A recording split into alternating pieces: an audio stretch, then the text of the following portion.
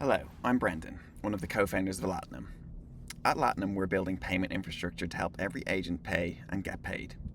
In the old world, a developer would build a product, implement Stripe, it would take a few weeks, and finally launch their product. Other developers would find this tool, register, sign up for an API key, attach their card.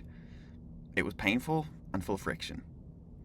In this new world, my agent Claude or other can simply use a wallet, find a tool or service, and pay for it autonomously. And that's the future we're building for. So what have we built? We recently released our open source wallet and facilitator. It uses MCP, forward to requests, and stablecoins. What is MCP? This is essentially a system that lets any AI assistant safely connect to your apps and tools, like your email, your calendar, or even a wallet, so that it can actually do real tasks, not just chat or summarize. Forward to requests are a simple paywall, like a traffic light that lets an agent know that a service needs to be paid for or not. And finally, stablecoins are digital money backed by assets like treasuries. Today I'm going to show you how to install the Latinum Wallet. That gives your agent, Claude, the ability to buy things on your behalf. I will also show you how to install Brandmint MCP. This is one of our first design partners, and Brandmint is essentially a suite of AI-powered branding tools, starting with domain names that help take your app from idea to launch. Think of it as a branding agent. I'm going to give you a tutorial on installing the MCP wallet and giving Claude the ability to buy things. Great. So first you will start with installing Claude Desktop. Click on the link and download the version necessary for you. I have Claude already installed, so just opening it here. Once that's done, we can now move on to installing the Latinum Wallet. So for those not familiar, you simply go to search bar, type in terminal, and this is what we'll be using to install locally today.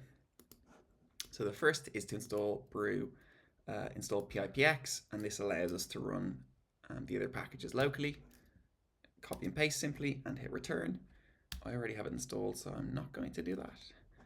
Next step is to install the Latinum Wallet. Again, pull up your terminal, hit return, and you can see it's installing. Great, that's complete. So now we're going to go get the basic wallet details. You can see it gives you your public key and some basic version, etc. Great. Now we're going to get the file path, which is important for Claude. And we'll open a new terminal.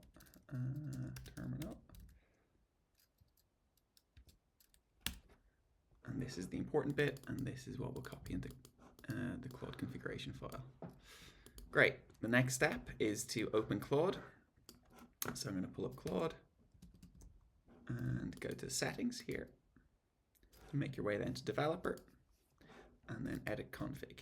This then brings you to the Finder, and I'm going to open this file with my text editor. You can use VS Code if you want. I'm going to clear this file, and then I'm going to go back to the how-to guide and copy in this exactly as it's written. Now, you're set up, and then there's this little bit in here we're going to replace with what we've found via our terminal. So you can see this piece here. I'm going to copy and paste. Great, that's done. That looks good, and we'll save that. And we will now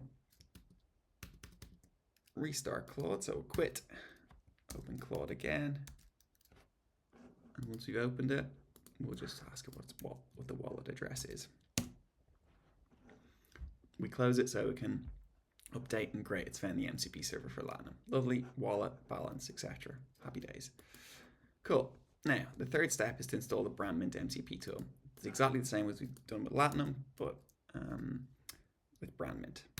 So we'll go to the terminal, and we will type in pipx install. Whilst that's installing, we will then again find the file path, and once it finishes installing, great, we'll put that in, and we have the file path. Now we're going to open up our text editor again, and we're going to follow exactly what the instructions are. Great. So this is already, we've copied this into the text editor. we're now going to highlight only the yellow text.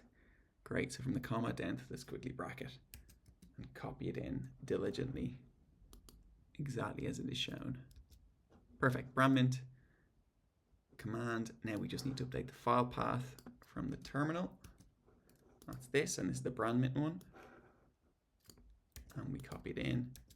Perfect. And as you can see, we've got the Latinum Wallet, Brandmint. That is beautiful. We'll quit that. And now we will move on to the final step.